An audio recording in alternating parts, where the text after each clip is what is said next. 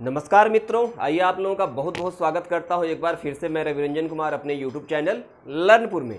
उम्मीद करता हूं कि आप लोग अच्छे से होंगे और पढ़ाई कर रहे होंगे और मैं भी आप लोगों के पढ़ाई में एक सहयोग के रूप में ही काम कर रहा हूं। तो आइए आज का जो मेरा टॉपिक है वो है NCERT क्लास 6ठी का चैप्टर नंबर 6 जिसका नाम है पृथ्वी के प्रमुख स्थल या main land of the earth. इसी पे हम कुछ चर्चा करेंगे और जो भी एग्जाम से रिलेटेड मुख्य बातें हैं आपको बताने का प्रयास करूंगा। तो बता दूं आपको कि यदि हमारे चैनल पे आप नए हो तो प्लीज़ इसे लाइक, सब्सक्राइब और शेयर करना नहीं भूलिएगा। आइए बिना देरी किए चलते हैं मुख्य टॉपिक पे।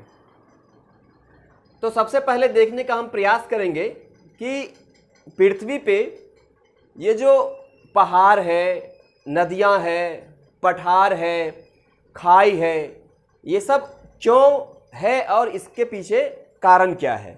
तो आप जानते हैं कि पृथ्वी के अंदर और बाहर दो तरह के बल काम करते हैं। एक पृथ्वी के अंदर आंतरिक प्रक्रिया होती है इंटरनल प्रोसेस और एक होता है बाह्य प्रक्रिया जिसको हम कहते हैं एक्सटर्नल प्रोसेस। इन्हीं आधारों पे पृथ्वी पे कहीं पहाड़ है, कहीं नदियां हैं, कहीं झील है, कहीं पठार है। पृथ्वी के अंदर आंतरिक और बाहरी प्रक्रिया के कारण पृथ्वी पर विभिन्न स्थल रूप देखने को मिलता है। ये क्लियर हो गया होगा, जैसे पर्वत, पठार, नदियां आदि। ये सारी जो है ना पृथ्वी के अंदर और बाहर जो आंतरिक और बाह्य प्रक्रिया है उसी का फल है कि आपको देखने को ये सारी चीजें मिलती है। अब हम देखते हैं कि अपर्दन क्या होता है, जिसे इरोजन भी कहते हैं, इंग्लिश में इरोजन कहते हैं। पृथ्वी के सतह को टूट कर घिस जाने की प्रक्रिया को इरोजन कहते हैं। अब आप देख रहे होंगे कि पहाड़ भी या पृथ्वी के जो ऊपर वाला सतह है किसी न किसी प्रक्रिया के स्वरूप टूटता और घिसता रहता है। इसी को हम क्या कहते हैं, इरोजन कहते हैं या अपर्दन कहते हैं। अब हम देखेंगे माउंटेन के बारे में, पहाड़ के बारे में, पर्वत के बारे में अब हम देखने का प्रयास करेंगे। पृथ्वी पर बहुत सारे पहाड़ हैं। जैसे आप सभी जानते हैं कि हमारे देश के उत्तरी सीमा पर हिमालय है और हिमालय बहुत बड़े क्षेत्र को कवर करता है और इसमें बहुत सारी चोटियां हैं। जैसे आप जानते हैं कि हिमालय की सबसे ऊंची चोटी और दुनिया की भी सबसे ऊंची चोटी माउंट एवरेस्ट है, जिसकी ऊंचाई 8850 या 8848 मीटर है। तो हम देखेंगे कि माउंटेन पर्वत का शिखर छोटा एवं आधार चौड़ी होती है। पर्वत आप देखेंगे कभी भी बुक में या कहीं आप गए भी होंगे तो इसका जो आधार होता है ये पर्वत ऐसे होते हैं। अब देखिए पर्वत का जो आधार होता है, जो नीचे वाला भाग, वो हमेशा क्या होगा, आपको चौड़ा होगा, जो बेस होगा चौड़ा होगा। और जैसे जैसे आप ऊपर जाएंगे ये सकरा होता जाएगा। तो इस तरह की जो ढांचा होता है या इस तरह के जो बनावट होते हैं उसे हम क्या कहते हैं, पर्वत के नाम से जानते हैं। अब आपको बता दूं कि पर्वत मुख्यतः 3 प्रकार के होते हैं। वह कौन कौन से प्रकार है, आइए देखते हैं। सबसे पहले वलित पर्वत, जिसे इंग्लिश में फोल्ड माउंटेन भी कहते हैं। दूसरा भ्रंशोत्थ पर्वत, जिसे ब्लॉक माउंटेन के नाम से जानते हैं। तीसरा ज्वालामुखी पर्वत, जिसे वोल्केनो माउंटेन के नाम से जानते हैं। इस तीनों पर्वत से आपको पेपर में हमेशा कहीं ना कहीं आपको क्वेश्चन देखने को मिल जाएंगे। तो इन तीनों पर्वत को आप आराम से आइए समझते हैं और इसकी जो इनसे जो जुड़ी हुई बातें हैं उस पर भी हम चर्चा करेंगे। तो सबसे पहले हम देखेंगे इस प्रक्रिया इस जो है ना आगे कि पृथ्वी के चट्टान देखेंगे वलित पर्वत। तो ये जो वलित पर्वत है, अब सब जानते हैं कि पृथ्वी के ऊपर प्लेट टेक्टोनिक प्रक्रिया होता रहता है। मतलब पृथ्वी क्या है, बहुत सारे चट्टानों से मिलकर के बना हुआ है और ये चट्टान आपस में घिसते रहते हैं, आपस में टकराते रहते हैं, आपस में मिलते रहते हैं। और हम जिस पृथ्वी पे है ये चट्टान हमेशा गतिशील है। भले हम लोगों को मालूम नहीं चलता ये बहुत बड़ी चट्टान है, लेकिन ये हमेशा गतिमान रहता है, आपस में ये हिलता डुलता रहता है और चलता रहते हैं। तो आपको बता दूं, जैसे देखिए यहां थोड़ा बोर्ड पे कि ये समझिए कि एक पर्वत है, सॉरी ये प्लेट है, पेपर को मान लेते हैं, और ये क्या है कि गतिशील है। कभी क्या है कि इस पे जोर पड़ा ऐसे और ये फोल्ड हो गया। तो इस तरह के जो फोल्ड हो करके जो संरचनाएं बनती है उसे हम क्या कहते हैं, इसे कहते हैं मोरदार पर्वत या इसे कहते हैं फोल्ड माउंटेन। तो ये कैसे होंगे आपको बता दूं कि ऐसे फोल्ड हो जाते हैं, ये ऐसे फोल्ड हो करके बनते हैं। तो इसे कहते हैं हम मोरदार या फोल्ड माउंटेन के नाम से जानते हैं। अब ये देखिए पृथ्वी के चट्टान एक दूसरे से टकराते हैं, सिकुड़ती है, जिससे पृथ्वी का सतह फोल्ड हो जाता है, उसे ही वलित या फोल्ड माउंटेन के नाम से जानते हैं। जैसे एक दो एग्जाम्पल आप निश्चित रूप से याद रखिएगा, जैसे हिमालय क्या है, फोल्ड माउंटेन है, आल्पस भी फोल्ड माउंटेन है, रॉकी भी फोल्ड माउंटेन है, और एंडीज भी फोल्ड माउंटेन है। यहां से सीधे सीधे क्वेश्चन पूछ लिया जाता है, और छोटे मोटे एग्जाम का तो समझिए कि फेवरेट क्वेश्चन है। सीधे आपको दे देगा 4 ऑप्शन और बोलेगा इसमें से बताइए कि फोल्ड माउंटेन कौन सा है। तो ये 4 जो है मुख्य फोल्ड माउंटेन है जिसे आप याद रखेंगे, हिमालय, आल्पस, रॉकी, एंडीज। आइए अब हम देखते हैं आगे दूसरे पर्वत के बारे में। अब आइए देखते हैं दूसरा पर्वत, जिसको हम कहते हैं भ्रंशोत्थ पर्वत या ब्लॉक माउंटेन के नाम से भी जाना जाता है। यह भी बहुत महत्वपूर्ण है, यहां से भी क्वेश्चन आपको पेपर में बार बार देखने को मिलता है। यह पृथ्वी के प्लेट या चट्टान के ऊपर नीचे खिसकने से बनता है। अब आपको बताया था अभी कि पृथ्वी के ऊपर बहुत सारे चट्टान हैं और पृथ्वी के अंदर या बाहर प्रतिक्रियाएं होती रहती है। इसी प्रक्रिया के कारण कभी कभी होता है क्या कि कोई प्लेट जो है ना ऊपर चला जाता है और कोई प्लेट नीचे चला जाता है।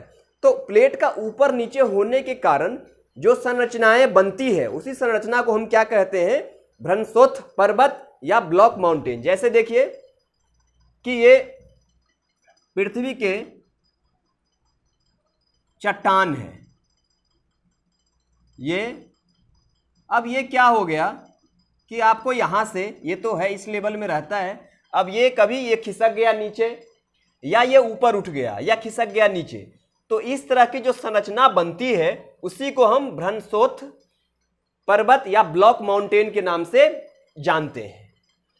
अब इसके उदाहरण देख लीजिए, यूरोप का राइन घाटी और वॉसजेस, ये जो 2 पर्वत है ये भ्रंशोत्थ या ब्लॉक माउंटेन के उदाहरण है।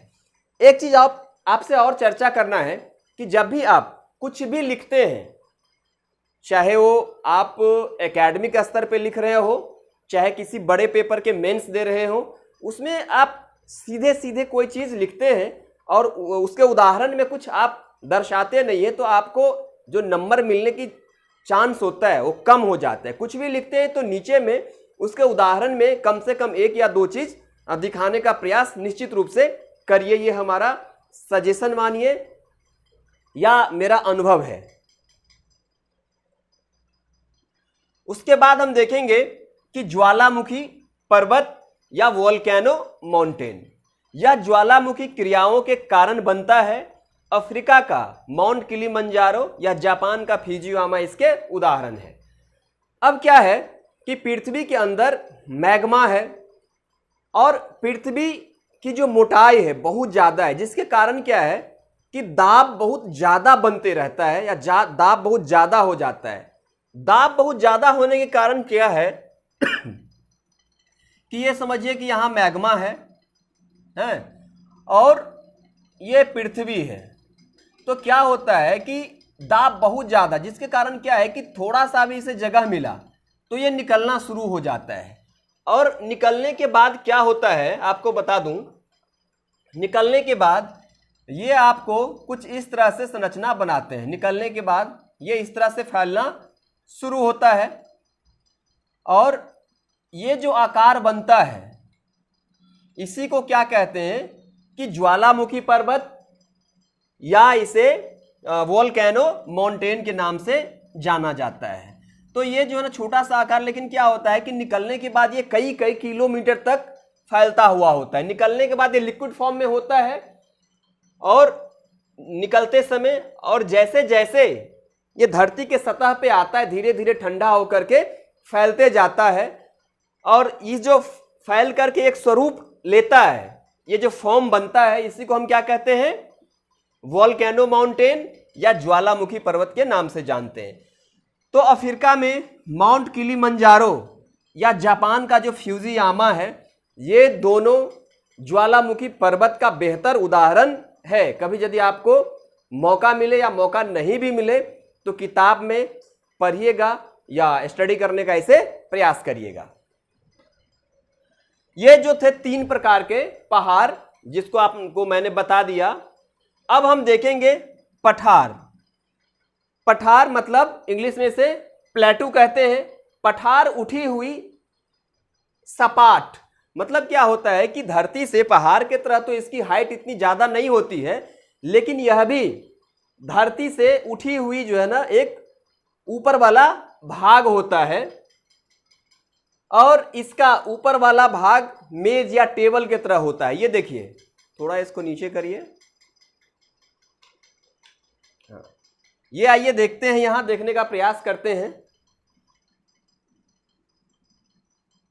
जो पठार का संरचना है कुछ इस तरह से होता है।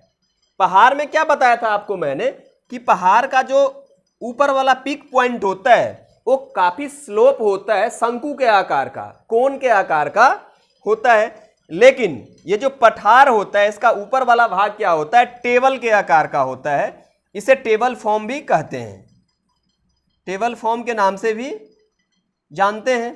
तो यह ध्यान रखिएगा। जैसे कि दक्कन का पठार, तिब्बत का पठार, कुछ उदाहरण है इसके। अब तिब्बत का पठार दुनिया का सबसे ऊंचा पठार है। अब तिब्बत के बारे में थोड़ी सी याद आ गई तो बताता हूं कि तिब्बत जो है ना एक विवादित क्षेत्र है जो इंडिया और चाइना के बीच में ये अवस्थित है। पठार, इसकी ऊंचाई जो है ना 4000 मीटर से लेकर के 6000 मीटर तक है। पठार बहुत उपयोगी होती है। इसमें खनिज की मात्रा बहुत ज्यादा होता है। मतलब खनिज का मतलब मिनरल्स।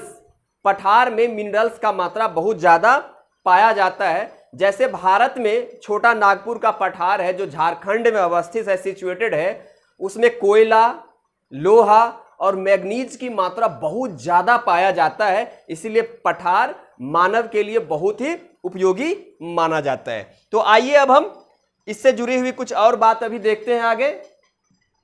अब आइए मैदान के बारे में भी थोड़ा कुछ पढ़ ले, क्योंकि मैदान भी बहुत महत्वपूर्ण है और मैदान पे सबसे ज़्यादा जनसंख्या, सबसे अधिक सुविधाएं और सबसे अधिक कृषि, इन चीज़ों के लिए मैदान सबसे ज़्यादा उपयुक्त माना जाता है।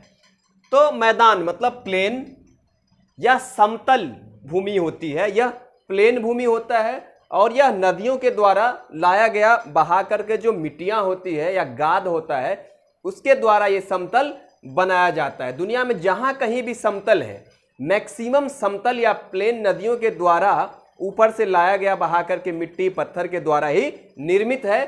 और प्लेन की जो मिट्टी होती है बहुत ज़्यादा उपजाऊ होती है। उपजाऊ होने के कारण है कि इसमें बहुत ज़्यादा ह्यूमस की मात्रा होती है और ह्यूमस जो है ना किसी मिट्टी की उपजाऊपन के लिए बहुत जरूरी चीजें होती है।